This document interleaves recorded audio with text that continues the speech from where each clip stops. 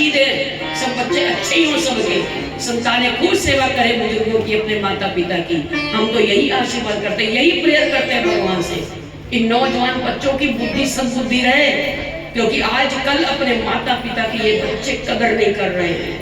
बुरा हाल है, वृद्ध आश्रम क्यों खुल गए, संपत्ति के मालिक ये संतानें बन जाती हैं, लेकिन अपने माता पिता को इग्नोर करते हैं।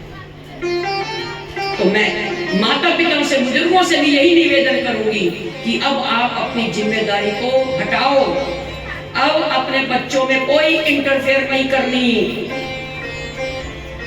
और फिर बुजुर्ग भी परेशान हो जाते हैं। हमारी बड़ी पहले कदर होती थी, तो पहले तुम नौकर थे ना फ्री के, तुम नौकरी कर रहे थे तो कदर थी, अब तुम उस लायक नहीं रहे, अब घर के काम नहीं होते हैं, शरीर बुजुर्ग हो गया है, तो फिर अब तो तुम्हारी कदर घटेगी, अब तुम्हारा वो सम्मान नहीं होगा।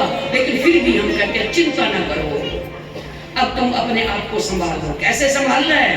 अगर बच्चे पूछते हैं, कुछ विचार लेते हैं, तो अपने विचार दे देना, समझा देना, और अगर समझते नहीं है इंटरफेयर नहीं करना, अलग से अपने कमरे में बैठो। अपने सच बात है, बुढ़ापे के लिए आपको स्वयं ही पहले अपने पेट भरने की व्यवस्था पहले से ही कर देनी चाहिए। बच्चों के लिए भी अब आश्रित नहीं होना चाहिए, ये तो भ्रम है। पहले थे बच्चे जो अपने माता पिता की सेवा करते थे, अब बच्चों पर कोई भरोसा नहीं है। जो बच्चे अपने पैदा किए हैं, जिन बच्चों की हमने जीवन भर कुर्बानी इन बच्चों के लिए की, इन बच्चों के कारण से हमने दान पुण्य नहीं किया, इन बच्चों के कारण से हम कई तीर्थों पर, धामों पर नहीं गए, इन बच्चों के कारण से हम सत्संग कथाओं को छोड़ देते हैं। इन बच्चों के लिए मेरे बच्चे, मेरे बच्चे। और आज जब ये बच्चे माता पिता को, बुजुर्गों को नहीं पूछते, तो बुजुर्ग लोग कितने परेशान होते हैं। अब परेशान नहीं होना, बाकी जो रही है अब वही संभालना। जैसे फ्रिज में सड़ा गला फल है, सड़ी गली सब्जी है, फ्रिज से बाहर निकाल करके फेंक देते हैं, लेकिन भगवान कितने दयालु कृपालु है। सड़े गले फल अर्थात अब बुजुर्ग हो गए, अब तो चल फिर भी नहीं सकते, कुछ करने लायक नहीं है, फिर भी भगवान कहता है तो भले ही सड़ा गला फल है, संसारी जीव तो सड़े गले फल का कोई उपयोग नहीं करते, बाहर फेंक देते हैं, लेकिन मैं सड़ा गला फल अर्थात बुजुर्ग, वृद्ध अवस्था, इस अवस्था में भी आकर के कहीं उसको होश आ गई कि मैं भजन करूंगा, मन में आ गई, भगवान बड़े प्रसन्न हो जाते हैं। चल इसकी मृत्यु बस संवर जाएगी, क्योंकि इसके हृदय में ये बात आ गई, चलो अब तो कर ले भजन, अब तो देख लिया। फिर बुढ़ा क्या कहता है? देख लिया दुनिया का सारा नजारा, और ना हम किसी के ना कोई हमारा। लेकिन एक महाराज परीक्षित हैं, अपने समस्त कर्तव्यों को छोड़ करके और आ गए गंगा के किनारे संतों की शरण में। और प्रश्न भी कैसा किया? सारे संसार के लिए प्रश्न किया है, हर प्राणी के लिए ये प्रश्न किया है कि हर जीव प्रसन्न रहे इस दुनिया में। अगर कल्याण अपना चाहते अकेले परीक्षित, तो अपना अकेले के लिए पूछते कि मैं क्या करूं, लेकिन क्या पूछा? साथ साथ पहला प्रश्न पूछा है व्यक्ति की जिसकी मृत्यु नजदीक है उसको क्या करना चाहिए, और तुरंत दूसरा प्रश्न साथ साथ कर दिया, अभी जिसकी मृत्यु नजदीक नहीं है उसको क्या करना चाहिए। तो उसके लिए भी सुन लो आप लोग। ये तो पहले वाले जो प्रवचन थे वो वृद्धों के लिए थे, रोगियों के लिए थे, लेकिन अब ये जो दूसरे प्रश्न का उत्तर है, ये सब आप लोग जो बैठे हो, आप सब लोगों के लिए ये उत्तर है। सुखदेव जी बता रहे हैं कि हर समय अपने कर्म कर्तव्यों का पालन करते हुए प्रभु का भजन करना चाहिए, नाम जप करना चाहिए। और नाम जप कैसे हो, आगे आगे कल भी चलेंगे प्रसंग, ध्रुव का प्रसंग भी आज चलेगा, उसके बाद कल भी जड़ भरत और प्रहलाद, और उसके बाद मैं बीच में कुछ नई वस्तु भी परसना चाहती हूँ। मन में था कि दुर्वासा ऋषि की बलटोही पात्र जो द्रौपदी के लिए अक्षय पात्र जो था, उसका कमाल क्या हुआ, वो कथा भी सुनाती, क्योंकि वो कथा भी हमको बहुत शिक्षा देगी। उस कथा से भी हमको पता चलेगा। यद्यपि आपको 3 दिन से यही चर्चा सुनाई जा रही है कौरव और पांडवों का, दोनों पक्षों में भी उनका जीवन कैसे था, कौरवों का और पांडवों का जीवन कैसे था, ईमानदारी से था, धर्म पूर्वक था, सच्चाई का जीवन था पांचों पांडवों का। 100 के 100 मारे गए, पांचों पांडवों का बाल बाका नहीं हुआ। क्यों? क्योंकि उसके रक्षक हमारे कृष्ण हुआ, कृष्ण उनके थे और वो कृष्ण के थे। ऐसे ही हमको भी अपने जीवन में इन बातों को अपनाना है। बस अपराधों को, इन गलतियों को, जो अब जितना हमसे अपने आप को हम सुधार सकते हैं, अपनी गलतियों को सुधारो, अपने स्वभाव को सुधारो, अपने विचारों को सुधारो। जब तक हमारा विचार नहीं बदलेगा, विचार में शुद्धि नहीं आएगी, तब तक हमारा व्यवहार भी शुद्ध नहीं होगा। अगर विचार शुद्ध नहीं है तो फिर हमारा स्वभाव भी अच्छा नहीं होगा, स्वभाव भी हमारा गंदा होगा। तो इसलिए अपने स्वभाव को, अपने विचार को, अपने व्यवहार को और तो और अपने आहार को, हम तो लहसुन प्याज तक नहीं छोड़ सकते। अरे सतोगुणी सात्विक भोजन करो जिससे भजन करने में मन लगे, भक्ति में आगे बढ़े, सात्विक भोजन प्रसाद पाइए, भगवान को भोग लगा करके प्रसाद पाइए। तो बात आप भूले नहीं होंगे, भूल भी गए होंगे आप, हम तो याद है, मैं सुना रही हूं कि इतनी बड़ी मुसीबत आई है तो महाराज परीक्षित के मन में प्रतिकूलता नहीं आई। नाम की महिमा, लीलाओं की महिमा सुखदेव जी बता रहे हैं कि अभी जिनका शेष जीवन है अपने कर्तव्यों का पालन करना है तो उनको न जग छोड़ना है न हरि को भूलना है, दोनों साथ साथ चलेंगे। इस दुनिया में रह करके दुनिया के सब अपने कर्तव्यों का पालन करते हुए प्रभु के नाम का जप करना है, प्रभु का भजन करना है। इस तरीके से अपने जीवन को जियो। और आप लोग जो भजन कर रहे हैं इसमें अपनी प्रतिकूलता जीवन में यदि आती है तो ये ना सोचना कि हम भजन कर रहे हैं, हमारे हाथ में माला है, हम नाम जप करते हैं, संत सेवा करते हैं, आश्रम में इतनी सेवाएं कर देते हैं, तब भी हमारे पर दुख आ रहे हैं, कुछ होता तो नहीं, पटक देते हैं माला। ना, ऐसा नहीं करना। परीक्षित महाराज को आपने सुन लिया, कितना कष्ट, कितना दुख है, बड़ी जवानी है, 36 साल की आयु और छोड़ करके चल दिए। शाप का इसका अपना कल्याण कैसे करें? ऐसे ही अगर हमारे जीवन में प्रतिकूलता सबके जीवन में आती है, उन प्रतिकूलताओं में बताओ जो भजनानंदी होते हैं, जो भजन में लग गए, जिनको थोड़ी सी भी निष्ठा आ गई जीवन में, हो गई सत्संग सुन करके, तो भजन होने लग जाएगा। और उस भजन होते होते कई बार ऐसी विपत्ति आती है तो उस समय हम लोग डामाडोल आ जाते हैं। उस समय डामाडोल नहीं होना, सत्संग को अपने हृदय में बसाओ। और वो डामाडोल स्थिति कैसी होती है? तो 3 हानियां होती हैं, सुन लो ध्यान से। 3 हानियां होती हैं जिनके पूर्व कृत प्रारब्ध भी कटने हैं, क्योंकि अब भगवान आप लोग यहाँ बैठे हो, आप सब लोग पर भगवान बड़े प्रसन्न हैं, क्योंकि ये कथा में आप 3-3 घंटे से यहाँ बैठे हो, कोई 2 घंटे बैठा, कोई 1 घंटा, कोई जितना भी कुछ समय लेकर के यहाँ पर आया। आप यहाँ बैठे हो, आप सब पर भगवान रीझे हैं, संत भी रीझ गए हैं, गुरु भी रीझ गए हैं, भगवान भी रीझ गए, आप पर रीझे हुए हैं। लेकिन आप कहो कि ये सब रीझे हुए हैं, भक्ति भी कर रहे हैं, भजन भी थोड़ा बहुत जो हो रहा कर रहे हैं, उसके बाद विपरीत स्थिति क्यों आ रही है ऐसी? तो विपरीत स्थितियां कौन कौन सी आती हैं? तो जीवन में 3 विपत्तियां, मुसीबत आती हैं। वो कौन सी? कभी कभी उन भजनानंदियों को धन की हानि होती है। भगवान सोचते हैं ये मेरा अधिकारी है, योग्य तो है, लेकिन इसको अधिकारी बनाना है। और अधिकारी कैसे बनाऊं? इसके पूर्वकृत किए हुए पाप बहुत हैं, उन पापों को, ये पापों से इसका शमन कैसे हो? भगवान अब भी चिंता हमारी कर रहे हैं। तुम ना सोचो, इसलिए भगवान का नाम दयालु कृपालु कहते हैं, दीनानाथ हैं, पतितों का उद्धार करने वाले हैं हमारे प्रभु। इनके नाम अनेकों जो हो गए ऐसे नहीं हुए। तो मेरे प्रभु कहते हैं चिंता हो जाती है, ये भजनानंदी हो गई, ये सत्संग भी आ रहा है, कथा में भी आ रहा है। पर प्रारब्ध मतलब इसको बोलते हैं अनर्थ निवृत्ति।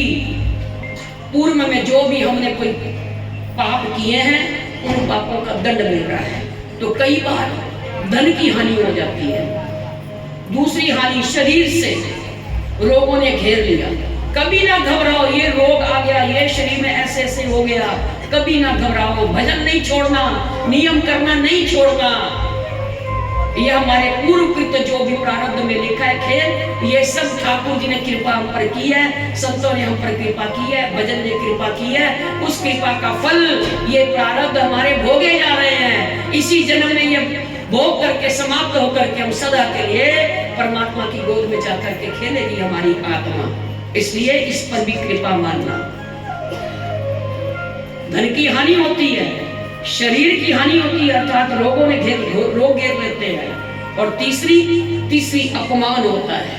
कल सुना आपने विदु जी का, इतने भले इंसान भजनानंदी हैं विदुर विदुरानी, जो राष्ट्र की सेवा वेतन तक भी नहीं ले रहे, सरकारी क्वार्टर भी नहीं ले रहे, ऐसे विदु जी हैं पवित्र मन वाले, और कितनी कृपा मान रहे हैं, कभी शिकायत भगवान से नहीं की है। और अपमान धृतराष्ट्र और दुर्योधन ने इतना अपमान, बड़ी सभा में अपमान किया करते थे। तो ये 3 बातें हमारे जीवन में आएंगी जो भजन करने लग गए, शुरुआत आ गई है। इस आप सीधा ये कारण समझ लो कि अगर हमारी धन की हानि हो रही है या हमारे कुछ रोगों ने घेर लिया है, ये भी उसकी कृपा है। और यदि कोई अपमान करता है, हमसे कोई प्यार नहीं करता, हमको सब मान तो कोई देता ही नहीं, हमारी कोई शाबाशी तो हमको देता ही नहीं है, ऐसी बातें जब आती है ना मन में, तो उस समय अपने मन को समझा लिया करो, कोई नहीं, ये तो मेरे प्रभु की कृपा है, इसी जन्म में भोग लो। नहीं बहू प्यार करती, कोई बात नहीं है, सास अच्छी नहीं है, बहू अच्छी नहीं है, पति अच्छा नहीं है, पत्नी ये अच्छा बुरा जो हमको मिला है, ये सब हमारे प्रारब्ध के खेल हैं। इसको भोग करके सदा के लिए बस भजन करके छूट जाओ इस माया के जंजाल से, बस यही है साधन। और फिर नख से सिकटक रोए जेते, विदिना की है मार्ग देते। प्रभु प्राप्ति के लिए केवल नाम के ऊपर क्यों जोर लगाया जा रहा है, क्यों कह रहे हैं? प्रश्नों का उत्तर दे रहे हैं शुभदेव जी, परीक्षित कुमार से कह रहे हैं कि हर समय प्रभु का भजन कीजिए, और भजन में फिर मन लगने लग जाए तो लीलाएं, उनके लीलाओं का गान करो, उनका नाम जप करो। क्यों? क्योंकि कलयुग केवल नाम आधारा, सुमेर सुमेर नर उतरहि पारा। कलयुग केवल नाम आधारा, सुमेर सुमेर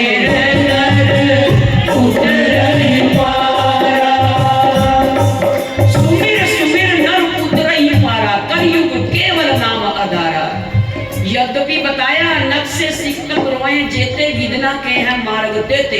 प्रभु प्राप्ति के साधन तो जितने हमारे नख से सिकटक रोए हैं उतने साधन हैं, लेकिन इस कलयुग में सबसे आसान साधन प्रभु का नाम जप करके, क्योंकि कलयुगी जीव है, कलयुगी शरीर है, हमारे से अब कोई तप नहीं होती, कोई और साधना नहीं होती, बस तप तो एक करो। बस हम कहें कि तुम जमुना जी में खड़े हो जाओ 6 घंटे तक, एक पैर में खड़े होकर के करो तपस्या, भगवान मिल जाएंगे, आ जाएंगे भगवान। आज कलयुग का जीव ये सब कुछ नहीं कर सकता। अरे एकादशी का व्रत 1 दिन 15 दिन के बाद आता है, उस व्रत को भी वो तपस्या भी नहीं की जाती, उसमें भूखा नहीं रहा जाता। फिर संत हमको क्या कहते, चलो कोई बात नहीं, अनाज मत खाना, भले ही 2 बार खा लेना एकादशी के दिन, पर अनाज तो बिल्कुल नहीं खाना, कम से कम फलाहार तो कर ही लिया करो। तो आज के ये शरीर ऐसे रोगी हो गए, कलयुगी शरीर है, कलयुगी मन है, तो आज ये तपस्या तो नहीं होती, लेकिन ये तपस्या तो करनी पड़ेगी। वो कौन सी तपस्या? वो तप है सबकी सहो, बाधाओं को सहो, निंदा राग द्वेष चुगली इनसे बचो, ये बहुत बड़ा तप है। क्योंकि व्यक्ति भजन भी करने लग जाता है, सत्संग में भी आने लग जाता है, सब कार्य हो जाते हैं, दान पुण्य भी कर लेंगे, शुभ कर्म भी कर लेंगे, लेकिन निंदा राग द्वेष नफरत ईर्ष्या ये समाप्त नहीं होती। और यही हमारे क्लेश का साधन हमने बना लिया है। इस क्लेश से मुक्त हो जाए, इन दुखों से हम मुक्त हो जाए, भगवान को प्यारे लगने लग जाएं, क्योंकि भगवान ने तो लिख दिया है, निर्मल मन जन सो मोहि पावा, और मोहि कपट जन छिद्र न पावा। निर्मल मन, पवित्र मन हो जाएगा, मैं उसी के हृदय में आकर के रहता हूँ, या वो निर्मल मन वाला मेरे हृदय में आकर के अपना डेरा लगा लेता है। मैं तो पवित्र मन वाले को पसंद करता हूँ, इसलिए मन को पवित्र करना है, और ये अभ्यास करोगे तो आप ये तप कर सकते हो। जो लाख बाधाएं हमारे जीवन में आए, उन बाधाओं के लिए आप कोई परवाह न करना, नहीं भजन छूटना चाहिए। भजन कर तो ऐसा कर, भजन करने की हद कर दे, और भजन के बल से यमराज का खाता भी रद्द कर दे। तुम इतना भजन करो, इतना भजन करो, यहां तक कि रामायण की चौपाई है, जाना चाही गुण गति जे, जाना चाही गुण गति जे, ये नाम जप जानहि देहु, ये नाम जप जानहि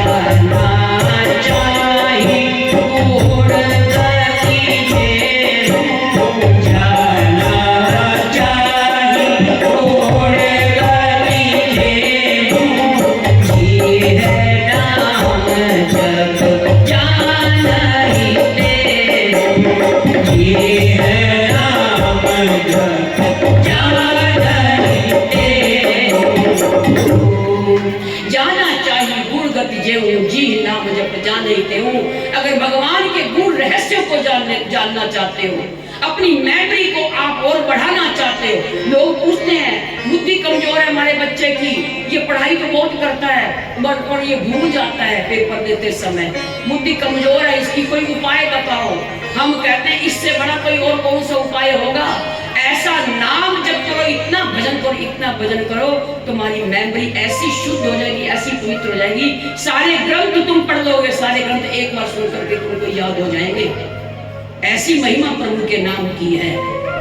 इसलिए प्रभु के नाम का आश्रय लेकर के इस कलयुग में साधन तो अनेक हैं, लेकिन मुख्यतः जो सार है, चाहे आप रामचरितमानस को पढ़ लीजिए, चाहे आप गीता जी को, चाहे आप भागवत जी का सानिध्य लीजिए, हर ग्रंथ में हर महापुरुषों ने प्रभु के नाम की महिमा को बताया है। इसके बाद महाराज परीक्षित ने को बड़ा आनंद आ रहा है और सुखदेव जी से कहा कि महाराज आपकी बात मुझको बहुत अच्छी लगी, अब कुछ याद आ रहा है, परिवार घर राजपाट कुछ याद आ रहा है। अब परीक्षित जी कहते हैं नहीं महाराज, मैं सब कुछ भूल गया हूँ, कुछ राजपाट अब मुझको याद नहीं आता है, आप मुझको बड़ी अच्छी चर्चा, बहुत अच्छा मुझको समझा रहे हो, अब मैं आपकी शरण में बैठा हूँ, अब मैं सब कुछ भूल चुका हूँ, अपना दुख मुझको कुछ याद है ही नहीं। ऐसी महिमा सत्संग की है, प्रभु के नाम की है।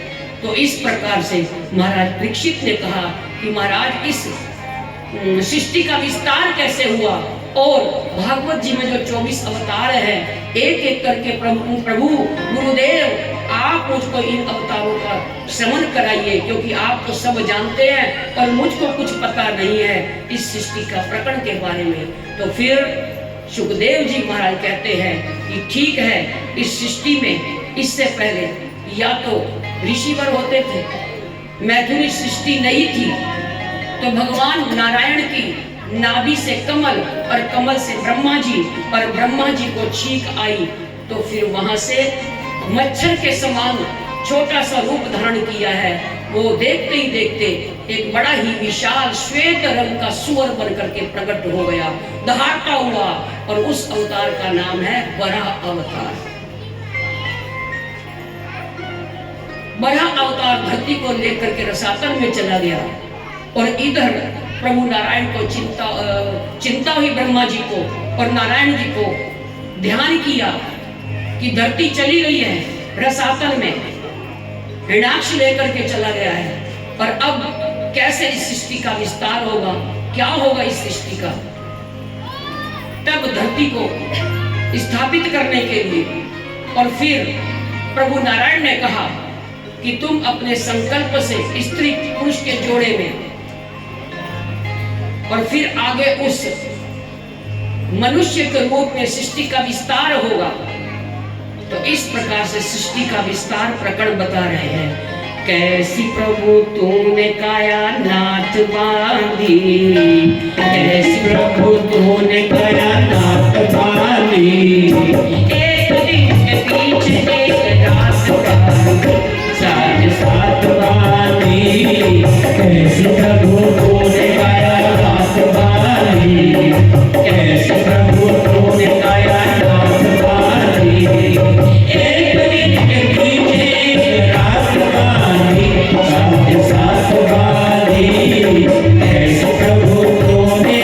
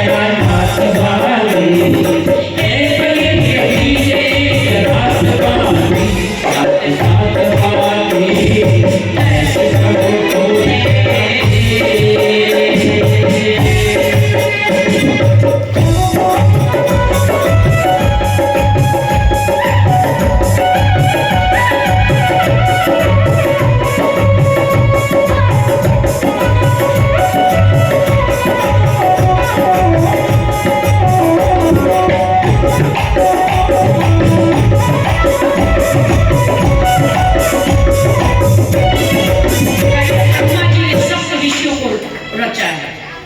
पहले जब इस सृष्टि का विस्तार हुआ है, इस सृष्टि को रचा है, तो सबसे पहले ऋषियों ने जन्म लिया।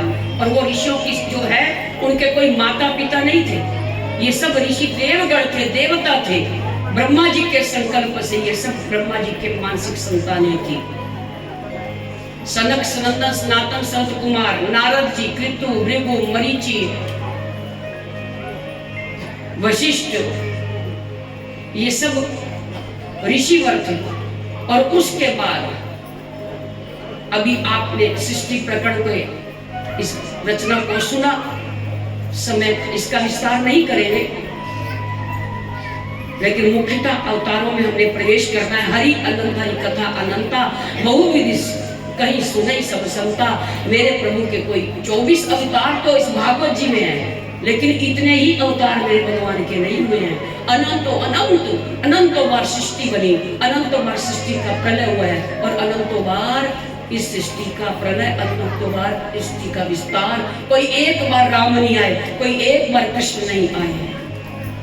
ये माया, ये संसार, ये सदा से है, बस इसका रूप बदलता रहता है, स्थापनांतर बदलता रहता है।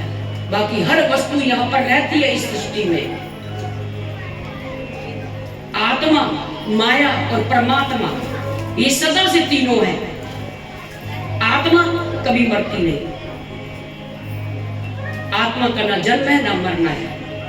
तो आत्मा का फिर माया, ये दुनिया, ये संसार, अरे ये भी मरता नहीं है। ये माया भी नहीं मरती, ये माया भी रूप बदलती है, लेकिन मरता कुछ भी नहीं है। परमात्मा कहां से मरे? तो आत्मा, माया और परमात्मा, गुरु ब्रह्मा, गुरु विष्णु, गुरु देवो महेश्वरा, भगवान नारायण की 3 शक्तियां हैं। ब्रह्मा जी सृष्टि की रचना करते हैं,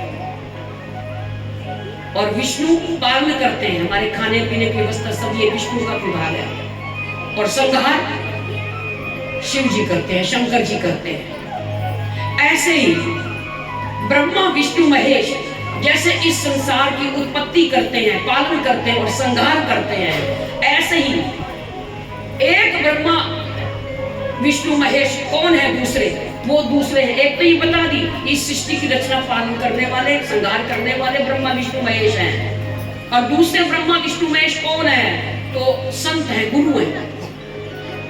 गुरु शरीर को तो जन्म नहीं देते, लेकिन गुरु हमारी आत्मा, अर्थात हमारी आत्मा का कल्याण करते हैं, हमारे हृदय के अंदर शिष्यत्व को पैदा करते हैं। सत्संग कथाओं को सुना करके गुरु हमारे भीतर अपने शिष्य को शिष्यत्व प्रदान करते हैं। मतलब एक इसी तो कहते हैं गुरु ब्रह्मा, गुरु विष्णु, गुरु देवो महेश्वरा। तो यहाँ पर ब्रह्मा, विष्णु, महेश गुरु जी भी होते हैं, जो हम लोगों का कल्याण करते हैं। हम जीवों के कल्याण के लिए इस धराधाम पर आते हैं। शरीर को जन्म नहीं देते, शरीर को जन्म देते हमारे माता पिता। इसलिए हमारे माता पिता भी ब्रह्मा, विष्णु, महेश हैं, क्योंकि उन्होंने हमको शरीर दिया, हमारे माता पिता ने। फिर हमको जन्म दे करके हमारा पालन पोषण किया, हमको योग्य बनाया। और फिर जब बच्चा गलती करता है तो फिर वो शंकर जी बन जाते हैं, क्रोध करते हैं, तो फिर संहार। अर्थात माता पिता भी हमारे एक ब्रह्मा, विष्णु, महेश सृष्टि की रचना, पालन और वो कर देते हैं। और फिर ब्रह्मा जी ने ये काम किसको दे दिया? माता पिता को। माता पिता के संभोग से हम लोगों का जन्म हुआ, हमको ये शरीर मिला, और इस शरीर को फिर जन्म दे करके हमारा पालन पोषण किया, हमको योग्य बनाया। और फिर उसके बाद अगर बच्चा गलती करता है तो माता पिता अपने बच्चों को डांटता है, फटकारता है। तो माता पिता भी गुरु ब्रह्मा, विष्णु, महेश हुए।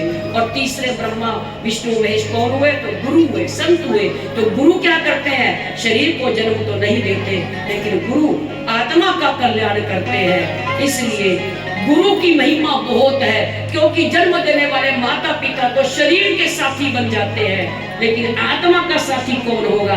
तो आत्मा के साथी तो संत होते हैं, गुरु होते हैं। इसलिए ऐसे गुरुदेव भगवान को हम प्रणाम करते हैं। ये सृष्टि की रचना है, इसमें विस्तार जो माता पिता के माध्यम से हुआ वो अनेकों अनेक एक एक लीला के अनंत अनंत कारण है। हरि अनंत ही कथा अनंता, बहुविध सुनई कहीं सब सुनता। हरि अनंत चर्चा प्रभु की है, अनंत उसकी महिमा है, अनंत उसके अवतार हुए हैं। बारह भगवान ने अवतार सुअर के रूप में क्यों लिया? क्योंकि गंदगी पृथ्वी के चारों तरफ हिरण्याक्ष ने कर दी कि जहां पर गंदगी होती है वहां पर प्रभु नारायण नहीं आते हैं। और ये धरातल पर रसातल पर धरती क्यों लेकर के गया? क्योंकि हिरण्याक्ष का वध किया था प्रभु नारायण ने, इसलिए अब उसको मैं मारूंगा, नारायण को मारूंगा। भला कोई नारायण को मार सकता है? तो भगवान ने सुअर का रूप बना करके, अर्थात इससे ये शिक्षा भी मिलती है कि तुम घबराओ नहीं। हम जीवों के लिए कह रहे हैं भगवान इस लीला को करके, इस अवतार को लेकर के कि सुअर का रूप क्यों बनाया? कोई अच्छा सा रूप बना लेते, क्योंकि अच्छा रूप वहां पर भगवान नहीं बना सकते थे। हिरण्याक्ष ने चारों तरफ पृथ्वी के गंदगी लगा दी थी, शौच, लैट्रिन, और सुअर को बहुत पसंद है विष्ठा। तो भगवान ने कहा कोई बात नहीं, मैं इसी रूप में ही चला जाता हूँ, क्योंकि उनको तो धरती स्थापित करनी थी भगवान को। ब्रह्मा जी का ये कार्य करना था, इस चिंता से मुक्त करना था ब्रह्मा जी को। सृष्टि का विस्तार करना है ब्रह्मा जी ने, और धरती चलेगी रसातल पे, तो कैसे लाए? तो मेरे प्रभु ने बड़ा रूप धारण कर लिया और इस प्रकार से हिरण्याक्ष का वध करके और धरती को स्थापित किया है। परीक्षित महाराज बोले सुखदेव जी ये बात तो मैं समझ गया कि हिरण्याक्ष का वध करने के लिए और किया, तो सुअर का रूप क्यों बनाया? सुअर का रूप इसीलिए ही बनाया क्योंकि चारों तरफ गंदगी थी, तो सुअर को गंदगी अच्छी लगती है, तो मैंने उसी रूप में भी ये अवतार धारण कर लिया। और दूसरा कारण ये है कि जीव डरते हैं, कहते हैं हमको कहाँ मिलेगा भगवान, हम तो पापी हैं। लेकिन भगवान का उत्तर है चाहे तुम कैसे भी हो, लैट्रिन के गंदे मल का ये शरीर है हमारा, चाहे जैसे भी कितने भी गंदा शरीर है हमारा, बस तुम तो मेरा भजन करो। और मेरे जब भजन करता है तो मैं उसके सामने कोई भी रूप बना करके अपने उन जीवों का कल्याण कर लेता हूँ। ऐसे कृपालु दयालु मेरे प्रभु हैं। ये सुअर का रूप धारण करके मेरे प्रभु आए हैं। फिर उसके बाद प्रभु अब सृष्टि का विस्तार कैसे हो? इससे पहले तो मैथुन की कोई सृष्टि थी नहीं, अब मैथुन सृष्टि हुई। उसी समय देखते ही देखते ब्रह्मा जी के हृदय से संकल्प से मनु और शत्रुपा, स्त्री और पुरुष के जोड़े में इनका प्रागट्य हुआ है। और इसी मनु शत्रुपा को आदेश दिया, हाथ जोड़ के खड़े हो गए स्त्री पुरुष के जोड़े में। और ये स्त्री पुरुष को पहले कहा ब्रह्मा जी ने कि पहले तुम 10,000 वर्ष तक तपस्या करो, उसके बाद तुम्हारे घर में संतान होगी, 5-5 संतानें होंगी, और उन संतानों के घर में मेरा अवतार होगा। भगवान ने कह दिया, वरदान दे दिया कि भगवान आएंगे। 10,000 तक तपस्या की मनु शत्रुपा ने। फिर यहाँ से मैथुनी सृष्टि प्रारंभ हुई और इसी मनु के नाम से मनुष्य कहलाए, हम मानव कहलाए हैं। हम सब जो संतानें हैं मनु महाराज की हैं। और इससे पहले सृष्टि में किसी का ना तो विवाह होता था, ना ही कोई मैथुनी सृष्टि मानव की चलती थी। तो मनु महाराज से हम सब लोग मानवों की ये सृष्टि चली है। तो मनु और शत्रुपा, और मनु और शत्रुपा की आगे 5 संतानें हुई, 3 पुत्रियां हुई, 2 पुत्र हुए हैं, उत्तानपाद और प्रियव्रत। 3 पुत्रियां आकुति, प्रसूति और आहुति, 3 पुत्रियां हुई। और देवहूति का विवाह कर्दम ऋषि, ये कर्दम ऋषि कौन है? तो ये कर्दम ऋषि भी ब्रह्मा जी की मानसी संतान है। और कर्दम ऋषि ने भी 10,000 वर्ष तक तपस्या की, तो भगवान नारायण इनके सामने प्रकट हुए। कर्दम ऋषि से कहा कि जाओ मनु शत्रुपा की पुत्री देवहूति, वो तुम्हारे योग्य है, उनके साथ तुम विवाह कराओ, मना मत करना, और फिर मैं तुम्हारे घर में पुत्र बन करके आऊंगा। पहले माने नहीं, बहुत विस्तार से है, पहले माने नहीं कर्दम ऋषि। फिर जब भगवान ने कहा, नारायण ने कहा कि नहीं तुम चिंता ना करो, मैं तुम्हारे घर में पुत्र बन करके आऊंगा, और तुम जाओ इस रिश्ता लेकर के, देवहूति को लेकर के मनु शत्रुपा आएंगे, तुम मना नहीं करना। तब देवहूति का विवाह, बड़ा लंबा प्रसंग है देवहूति और कपिल जी का। जबकि मैं 2 दिन से तैयार हो रही हूँ कि देवहूति और कपिल तक पहुंच करके मैं उस प्रसंग को थोड़ा लंबा लेकर के उसको भी समझाऊं, लेकिन समय इजाजत नहीं देता। समय क्या है? तो मनु शत्रुपा देवहूति को लेकर के कर्दम ऋषि के पास जाते हैं और भगवान ने पहले से ही कर्दम ऋषि को प्रेरणा दे दी थी। कर्दम ऋषि का विवाह देवहूति के साथ हुआ और देवहूति इतनी पतिव्रता थी। कैसी थी देवहूति? तो देवहूति जैसे पार्वती जगदम्बा अपने शिव की पूजा करती है, आराधना करती है, हर बात का ध्यान रखती है, ऐसी देवहूति भी कर्दम ऋषि का ध्यान रखती है। विवाह होकर के देवहूति का आया, लिखा है ग्रंथ में कि देवहूति आई विवाह होके, वन में जंगल में विवाह हुआ।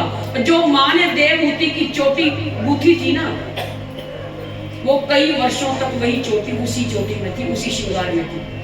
वृद्धा हो गई देवहूति और इधर कर्दम ऋषि समाधि लगाई तो कई हजार वर्ष बीत गए, इनकी समाधि महाराज की नहीं खुली। और जब समाधि खुली तो तब तक तो देवहूति बिल्कुल बुजुर्ग वृद्धा हो चुकी थी। कर्दम ऋषि ने पूछा देवहूति से कि देवी तुम कौन हो, यहाँ पर तुम क्या कर रही हो इस घने जंगल में?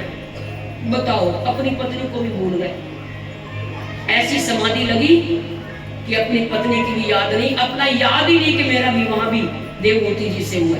तब देवहूति जी ने हाथ जोड़ करके, है कोई आज की ऐसी स्त्री है?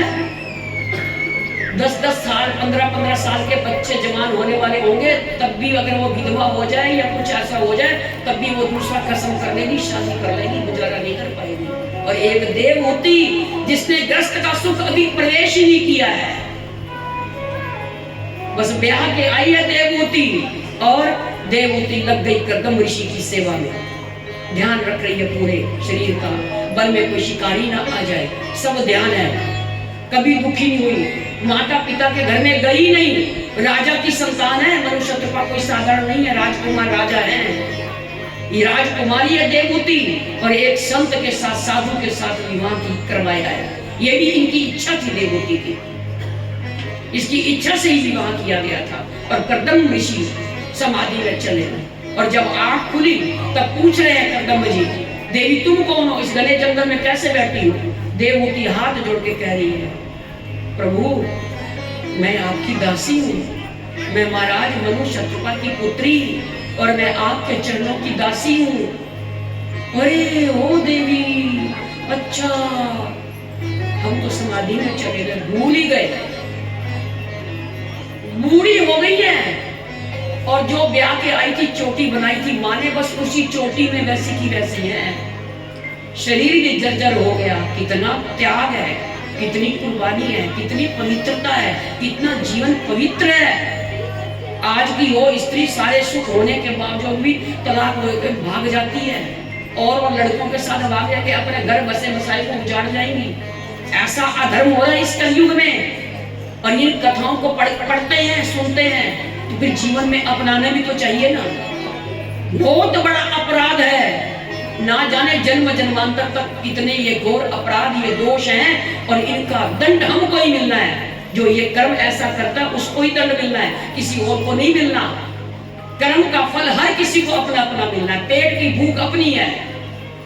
जो कर्म हम करेंगे, बुरा अच्छा जो भी करेंगे, उस अच्छे बुरे का कर्म का फल भी हम लोगों ने भोगना है।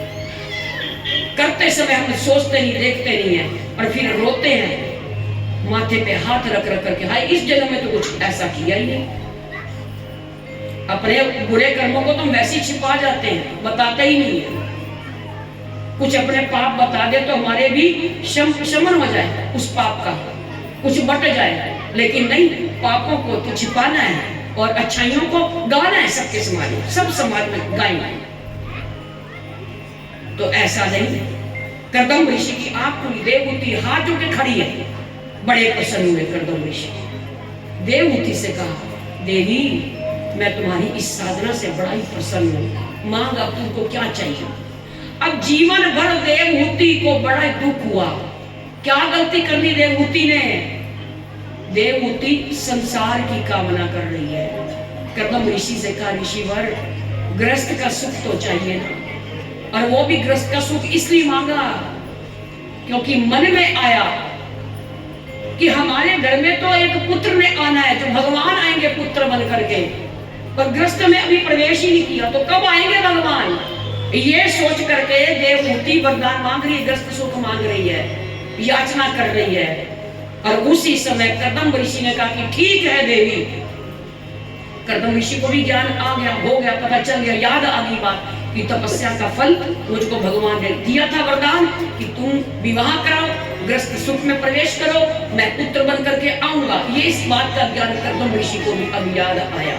और उसी समय देवमूर्ति से कहा, पास ही सरोवर था, उस सरोवर में जाकर के तुम स्नान करो। देवमूर्ति को भेजा, सरोवर में जाकर के स्नान किया, और स्नान करते ही 16 वर्ष की सुंदरी राजकुमारी बन गई। और हजारों हजारों दास दासियां हाथ जोड़ करके दासियां खड़ी हैं देवमूर्ति के सामने। देवी आप बताइए हम आपकी क्या सेवा करें? इतना तप होता है ऋषियों के पास, कोई साधारण नहीं है कर्दम। अब कर्दम ऋषि ये तो जवान हो गई, अब कर्दम ऋषि भी उस सरोवर में स्नान करके आए, और स्नान करते ही कर्दम ऋषि भी नौजवान हो गए। अब उन्होंने अपने संकल्प से कर्दम जी ने एक विमान मंगवाया, और वो विमान पर बैठ करके दास दासी भी है, उस विमान में बैठ करके वहां पर एक, जैसे आपकी भाषा में समझ लो कोई मकान कोठी बन गई। वो पुष्पक विमान था, और 100 वर्षों तक पूरा रमण किया है, ग्रस्त का सुख देखा है। और फिर 9 संतानें हुई है, और वो 9 संतानें कौन है? तो सारी कन्या ही थी। पहली भी कन्या, दूसरी कन्या, तीसरी कन्या, चौथी, 9 कन्या हो गई। कर्दम ऋषि को बड़ा क्रोध आया, भगवान ने अच्छा धोखा दिया, मुझको ग्रस्त में फंसा दिया। पहली अच्छा था, मेरे घर में पुत्र बन के आना था, और फिर अब ये 9 कन्या दे दी, तब भी भगवान नहीं आया है, मैं चाहता हूँ। देवमूर्ति ने हाथ जोड़ के कहा, प्रभु अब आप ये 9 कन्याओं को कौन इनका विवाह करेगा, कैसे होगा? और वैसे भी भगवान ने कहा था पुत्र होगा, तो वो फिर आएंगे ही भगवान पुत्र बन करके, थोड़ी इंतजार और कर लो। प्रार्थना निवेदन स्वीकार कर लिया, और 10वें रूप में 9 संतानें वो कौन है फिर आगे विस्तार से बताएंगे। वो सब भक्तियां थी 9 प्रकार की। कोई भाई पूरे 3 बजे आप आया करो। अब हम क्या करें, अब बाबुल भगवान को ही बुलाना है। तो इस प्रकार से गृहस्थ सुख दिया। कर्दम ऋषि के घर में पुत्र का जन्म हुआ, जो स्वयं भगवान आए, और इस अवतार का नाम हुआ कपिल ऋषि अवतार हुआ है। कब बोलो कपिल भगवान की। कपिल कौन होते हैं? जो आपकी भाषा में कोको कोला रंग होता है, वही कपिला। इसको बोलते हैं कपिला गाय, जो पूरी कोको कोला हो, उसमें कोई और रंग ना हो, मिश्रण ना हो, ऐसी गाय का जो दूध होता है वो सबसे अमृत माना जाता है, सुंदर दूध माना जाता है इस गाय का। इस रंग के ये कपिल ऋषि हुए। फिर बाद में इसी कपिल ऋषि ने माता देवहूति को ज्ञान दिया। कर्दम ऋषि अपने छोड़ करके गंगा सागर पहुंच जाते हैं, और देवहूति का आगे प्रसंग चलता है दोनों पुत्र को, क्योंकि देवहूति ने अपने पुत्र से प्रश्न किया था कि हे पुत्र, संत कर्दम ऋषि जैसे संत को पाकर के मैं भूल में रह गई, गलती में ही रह गई, मैंने अपना कल्याण के लिए कुछ नहीं सोचा, मैं ग्रस्त सुख में पड़ गई। लेकिन अब मुझको ज्ञान कौन देगा? अब तुम पुत्र के रूप में तुम भगवान आए हो। पहले तो भगवान छिप छिप करके रहते थे, लेकिन चलते समय कर्दम ऋषि ने देवहूति को बता दिया था कि तुम्हारा कल्याण, तुमको साधना, तुमको आगे बढ़ाना है, तो उनके वचनों से ही तुम आगे बढ़ोगे, उनके उपदेशों को सुनना।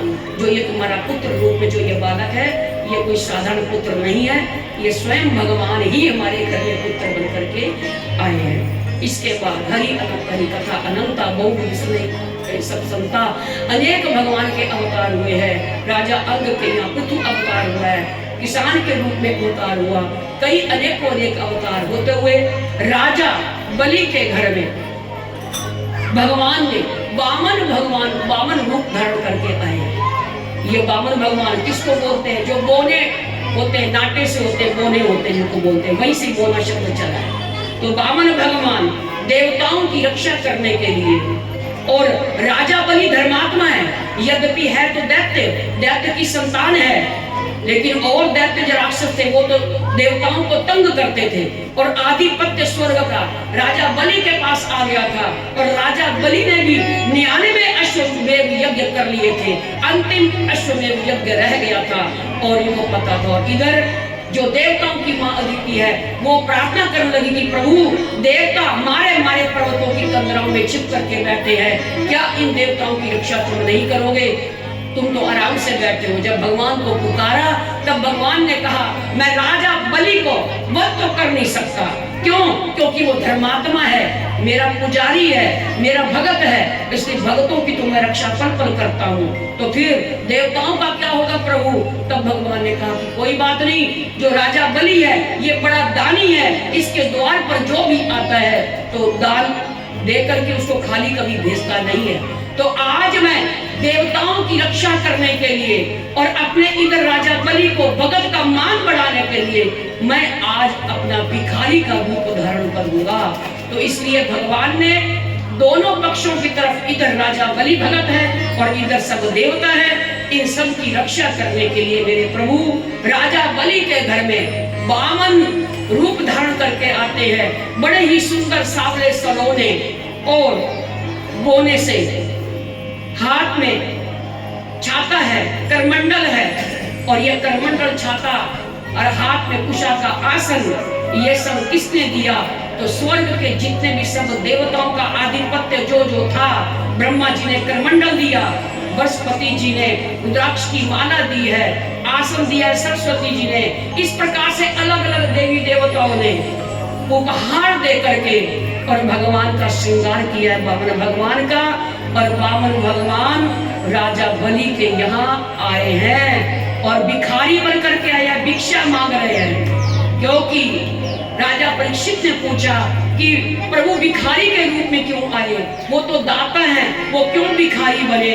तो भगवान कहते हैं, सुखदेव जी बता रहे हैं कि भगवान कहते हैं, जब ये मेरे भगत मेरे लिए सब कुछ करने के लिए तैयार है, वो शर्माते नहीं है, मेरी भगत मेरी कथा करवाते हैं, तो घर घर जा करके बड़ा लोगों से अपमान भी सुनना पड़ता है, बड़ा कुछ इन बच्चों को सहना पड़ता है। जब लोग कथा के लिए पर्चियां कटवाने जाते हैं, जब इन भगतों को, मेरे भगतों को संकोच नहीं होता, वो अपने लिए नहीं मांगते भगत लोग, कथा करवाने के लिए, सत्संग करने के लिए मेरे जाकर के मेरे भगत मांगते हैं, भिखारी बन जाते हैं और फिर इतना अपमान सहते हैं। तो फिर मैं क्यों नहीं अपनी भक्तों की रक्षा करूंगा? मैं भी आज भिखारी बन करके राजा बलि के घर में जाता हूँ, राजा बलि को भी कृतार्थ कर दूंगा और देवताओं की भी इच्छा पूरी हो जाएगी। इसलिए मेरे प्रभु ने वामन रूप धारण करके जगह जगह जाकर के, घर घर जाकर के वामन भगवान जाते हैं और अंत में राजा बलि के द्वार पर पहुंच जाते हैं। राजा वामन भगवान का प्रवेश हो चुका है। आओ हम सब लोग कीर्तन करते हैं, हरे राम हरे